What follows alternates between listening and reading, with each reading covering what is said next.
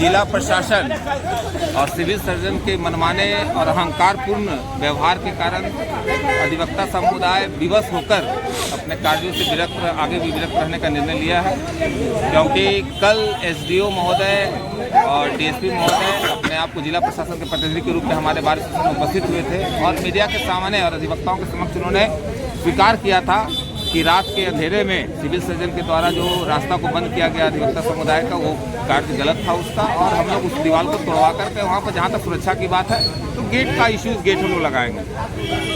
किसी civil surgeon का अहंकार जो भ्रष्टाचार से कमाए हुए पैसे के चलते 20 वर्षों से लगातार धनवाद में पदस्थापित रहे हैं और पैसा भ्रष्टाचार से अर्जित पैसों के लिए के दम पर वो उस अहंकार में आकर वो अधिवक्ता समुदाय को बदनाम करने का कुकृत्य कर रहे हैं, साजिश रच रहे हैं। अधिवक्ता समुदाय डॉक्टर समुदाय को धरती का भगवान मानता है और सम्मान करता है उनके योगदान को।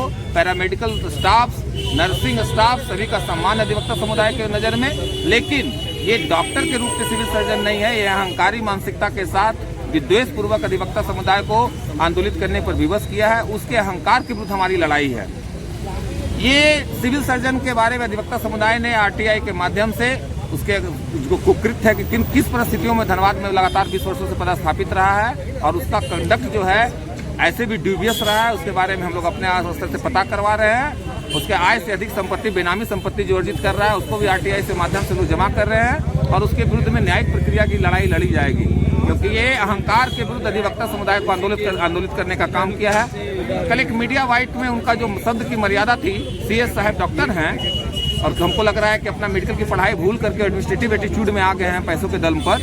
उन्होंने अधिवक्ता को गुंडा कहा है, जो उसकी घोर निंदा करता है अधिवक्ता समुदाय और शब्द की मर्यादा को में रहने की उनको हिदायत देता है कि अपने शब्द की मर्यादा में रहे। नहीं तो अधिवक्ता समुदाय के पास शब्दावली की कमी नहीं है, एक से एक शब्दावली अधिवक्ता साथियों में है। 5000 अधिवक्ता साथियों को न्यायिक कार्य से विरक्त रखकर वो न्यायिक प्रक्रिया में अवरोध पैदा करने का काम जिला प्रशासन के द्वारा किया गया है। देखिए, मैं पत्रकार बंधुओं से ये बात स्पष्ट कहना चाहता हूँ कि लोकतांत्रिक व्यवस्था में, प्रजातांत्रिक व्यवस्था में न्यायिक प्रक्रिया का इंटीग्रल पार्ट होता है बार एसोसिएशन अधिवक्ता। बिना अधिवक्ता और बिना लिटिगेंट के आप न्यायालय परिसर को सोना का भी बना दीजिएगा तो यूजलेस है वो। हम लोग भी समाज का ही काम कर रहे हैं, देश हित का काम कर रहे हैं, समाज हित का ही काम कर रहे हैं। जिसको न्याय, यदि हॉस्पिटल गरीबों का मरीज, यदि से बचकाना हरकत, गैर जिम्मेवार हरकत और अपने पद की गरिमा का ध्यान नहीं रखना, ये लापरवाही है। इसीलिए मैं कह रहा हूँ डिस्ट्रिक्ट जज को स्वतः संज्ञान लेकर के इन लोगों को नोटिस करना चाहिए और कार्रवाई करनी चाहिए, कानूनी कार्रवाई करनी चाहिए। किससे पूछ के दीवार रात के अंधेरे में क्यों? अगर वो सही था दीवार देना तो रात के अंधेरे में क्यों? दिन में करते। और आपने नोटिस क्यों नहीं दिया बार को कि हम इतने बजे कल आएंगे और दीवार देंगे, क्योंकि वो मेरा रास्ता है। रात के अंधेरे में करने का मतलब ये गुप्त तरीके से करने का मतलब है वह गलत कृत्य था उनका। वह ये भी समझते थे कि हम गलत कर रहे हैं, इसीलिए रात के अंधेरे में किया। इसका स्वतः संज्ञान डिस्ट्रिक्ट जज को लेना चाहिए। तो आंदोलन इसी तरह से जारी रहेगा आप लोगों को? रहना भी चाहिए। सम्मान का बात है, अधिवक्ता के सम्मान का बात है, न्यायाधीश के सम्मान का बात है, जिनके नाम पर वो गेट है और जिन्होंने उद्घाटन किया। पूरा प्रशासन को पता था उस दिन, सारे लोग इन्वाइटेड थे, फंक्शन हुआ। वो रात के अंधेरे में तो नहीं हुआ था, हमने तो दिन के उजाले में किया और इन्होंने रात के अंधेरे में गेट दिया। तो हमारा कृत्य सबने देखा, सबने जाना, पूरा मीडिया था। आपने ऐसा क्यों किया कि रात के अंधेरे में चुपचाप किया? ये इस बात को साबित करता है कि उनका कृत्य गलत है। हड़ताल के कारण नगर निकाय चुनाव में भी बाधा आ रही है।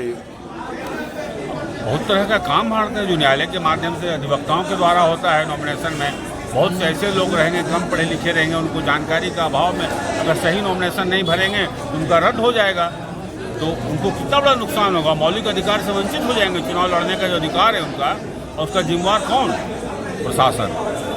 इसीलिए अगर नॉमिनेशन में कोई रद्द होता है और जानकारी के अभाव में, तो निश्चित रूप से चुनाव कार्य को भी प्रभावित कर रहा है ये हड़ताल। लेकिन ये बात प्रशासन को समझना चाहिए और चुनाव निर्वाची पदाधिकारी को भी रुचि लेनी चाहिए और इसमें आराम से चुनावी कार्य में सब भाग ले सके हर प्रत्याशी। इसके लिए चुनाव टीम को भी प्रशासन से बात करके इस समस्या का समाधान करना चाहिए।